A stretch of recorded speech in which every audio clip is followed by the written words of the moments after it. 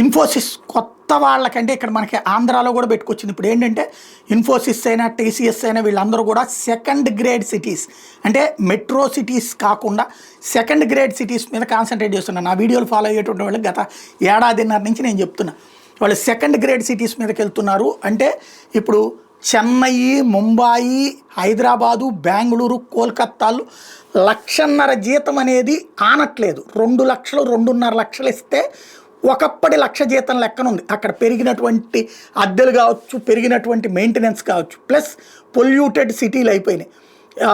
దాంతో ఇప్పుడు కాస్త మంచి వాతావరణంతో పాటుగా తక్కువ జీతంలోనైనా పనిచేయడానికి ఎక్కడంటే 2 టైర్ సిటీస్ అంటారు. 2 టైర్ సిటీ సెకండ్ గ్రేడ్ ఉన్నటువంటిది. ఇది ఆ మెట్రో లుక్ ఉంటుంది, సేమ్ టైం ఆ టైప్ కాదు, మెట్రోగా అలాంటి వాటి మీద కాన్సన్ట్రేట్ చేస్తున్నారు. అందులో విశాఖపట్నం ఒకటి. అందుకే ఇన్ఫోసిస్ ఇంతకుముందే పెట్టింది, ఇప్పుడు టీసీఎస్ పెడతానంటోంది. ఇప్పుడు ఇన్ఫోసిస్కి సంబంధించి తాజాగా 20,000 మంది ఫ్రెషర్స్ని ఈ ఏడాది చేర్చుకోబోతున్నారు దేశవ్యాప్తంగా. అందులో మన ఆంధ్రాకు కూడా అవకాశాలు లభిస్తాయి.